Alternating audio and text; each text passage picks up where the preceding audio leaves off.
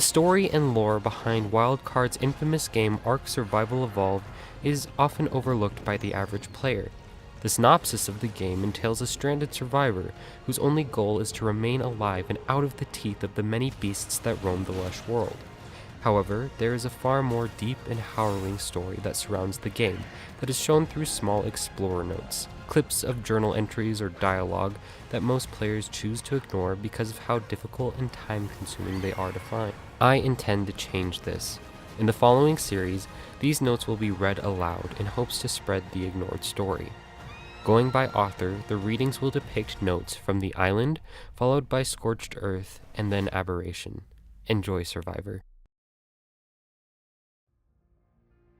Greetings and salutations, dear reader. If these words are gracing your eyes, then you have had the good fortune to find the journal of Sir Edmund Rockwell, stupendous scholar, gallant gentleman, and explorer extraordinaire. It also means that it's entirely possible that I've met some unseemly end on this fascinating but exceedingly dangerous island that I call home. I suppose you could have also stolen it, or I could have misplaced it, in which case please proceed to either hang your head in shame or return it to me at once, whichever is appropriate. Regards, Sir Edmund Rockwell. The wondrous properties of the flora on this island will never cease to amaze me. If I'd told my colleagues in London that I could create a concoction capable of erasing someone's memories, I'd be laughed out of the room and never invited to tea again. Yet, here it sits, my mind-wipe tonic. As usual, I've had tribal leaders groveling at the gates of Rockwell Manor just for a taste of my samples. And for the recipe? Oh, the bounties I've been offered. I'm not interested in their riches, though. I have their protection, supplies for my studies, and all the time in the world. What more could I ask for? These tribal negotiations give me a headache every time. The Black Thumbs are mad that the Painted Sharks sunk 2 of their barges, but the Painted Sharks say that the barges were too close to the southern haven and they were perfectly within their rights to sink them as per the Southern Isle Accords. Typically, neither side is willing to budge. What a bother. I'd just as soon mind-wipe the lot of them and return to my studies. Alas, such is the fate of the island's most respected neutral entity. At least the Painted Sharks brought some fresh fish. Perhaps I'll side with them. Any chemist worth his salt knows the irreplaceable value of testing. Until a tonic has been rigorously tested, it is less useful than water. If only I could persuade the island's less intellectual inhabitants to see that tests on the Methopithecus serve well for early trials, but they are no replacement for genuine human subjects later and safer stages. By subjects, I of course mean willing participants that are prepared to risk mild headaches and much less mild nausea for the sake of science. The Laughing Skulls offered rather less willing participants at one point, but I declined. But how difficult it is to find volunteers these days. I sometimes regret it. Miss Walker's impromptu visits are always an unexpected pleasure. After that headache with the Sharks and Blackfoots, a lively tea-time discussion about the abnormalities of ARK's ecosystem was precisely what I needed. Thank goodness I've managed to find an intellectual colleague that shares my love for the sciences. It saddens me to think that Miss Walker's charming colonial accent would keep her out of the more prestigious institutions and societies back home. Another of the ARK's wonders, it is a true meritocracy, unlike any in the modern world. If Miss Walker and I could find and cultivate more minds like ourselves, we could create a true scientific utopia. This expedition to White Sky Peak has been just splendid, top to bottom. The weather's been marvelous, I've found excellent floral samples, and the local hunters had more woolly rhino horns than you could shake a stick at. I even managed to find volunteers for my latest experiment. It turns out it was simply a matter of linguistics. those who are wary of experimental potions are much more receptive to experimental food.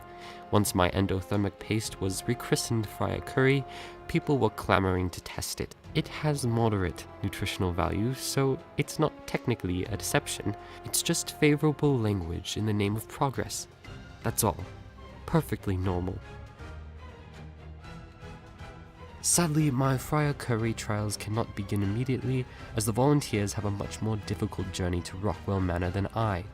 After all, I couldn't very well carry one of them on my Archimedes. Yes, the Argivantes could clutch one of them in his talons, but I found that practice to be barbaric. The rest of the ARK may be embroiled in the feudal savagery, but a gentleman always maintains his class and dignity. At any rate, I must have my assistants renovate the guest compound.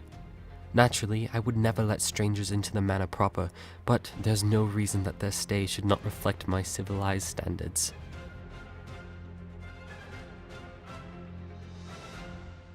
Having readily available subjects has helped my experiments tremendously. Even if their numbers dwindled over time, not only was I able to curb the side effects of the Fryer Curry's endothermic properties, but I managed to bring out an additional benefit of the mixture. Now, it also offers the subjects metabolism lowering, letting them go longer without needing food. Marvelous! I hadn't even considered that as a possibility. Why, with all that I've learned from these experiments, I imagine that I could reverse the side effects of the curry and create a concoction to aid survival in extreme heat as well. I must find more volunteers post-haste. I decided to seek out volunteers for my next experiment along the island's larger tribes. I thought that surely they would be willing to help after I patiently moderated so many of their frivolous disputes. How idealistic of me. Instead, they have yet another favor to ask.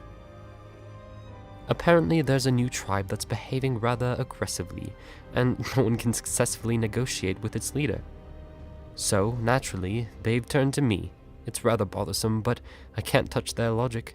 If Sir Edmund Rockwell cannot reason with this Nerva fellow, then who can? Well, I found the report on Mr. Nerva to be rather exaggerated, and as an Englishman one might imagine that I'd view Roman leadership with some disdain. Yet, in my experience, I found Mr. Nerva to be both honest and intellectually engaging. In fact, after a lengthy conversation, I dare say that Mr. Nerva has the right of it when it comes to the island's politics. As the Roman created Pax Romans, perhaps this new legion will create Pax Arcum. Even if it doesn't, I doubt it will harm my research. So, I see no reason to interfere with this pointless squabble. How can these tribal leaders be so short-sighted? Yes, the members of their respective tribes who volunteered for my Battle Tartar and Shadow Steak Sauté experiments have been experiencing prolonged withdrawal episodes, but can't they see that the benefits outweigh the costs? I create mixtures that can bring out superhuman strength, speed, and coordination in ordinary men that they cannot focus on only in the negatives. Simply-minded, the lot of them. They even ban their members from partaking in my experiments now. Ridiculous. I'll not let the lot of them stand in the way of my human progress. They may not understand the importance of my work, but surely my assistants do. I've decided to take a brief vacation from the laboratory. Well, I say that I've decided to, but the whole thing was my assistant Isabella's idea. She noticed that I'd been quite rough lately and suggested that I take a bit of time to myself before rushing headlong into my next experiment. Such an observant young woman, that Isabel. She's somewhat lacking as a chemist, but she understands my moods almost better than I do. I dare say that an old-fashioned adventure will do me some good. Nothing like some rigorous recreation to clear the mind. Perhaps I'll go spelunking. Yes, a splendid idea. I know just the place for it. Remarkable. Absolutely remarkable. When I chose the remote northern cave as the site of my spectacular spelunking sojourn, I'd never imagined that I'd find such wonders within. Granted, I don't know what this specific wonder does exactly, but it's fascinating to examine. It's like nothing I've ever seen. I don't even recognize the materials that it's composed of, and it's consistently pulsing with some sort of latent energy. What is it? Is it unique, or are they similar artifacts just waiting to be discovered beneath the Earth's island surface? My, how invigorating. Isabel was right. This is exactly what I needed. I feel like a young man again.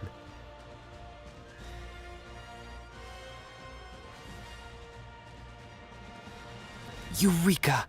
My theory was correct. The small podium at the base of the obelisk is definitely responding to the artifact's proximity and vice versa. Honestly, I feel so foolish for not attempting this sooner. The stylistic similarities between the artifacts and the obelisks floating above the islands seem so obvious to me now. Clearly, they were created with the same culture and era. Bizarrely, while both the artifact and the obelisks are in exquisite condition, there are no other signs of this mysterious civilization. How could that be? What kind of mad society would gallivant about with some remote island, building towering structures and stuffing knickknacks into caves before vanishing without a trace? I don't understand it, but it certainly piqued my curiosity. Well, I think I've gotten as far into the studies of the obelisks as my archaeological experience would take me.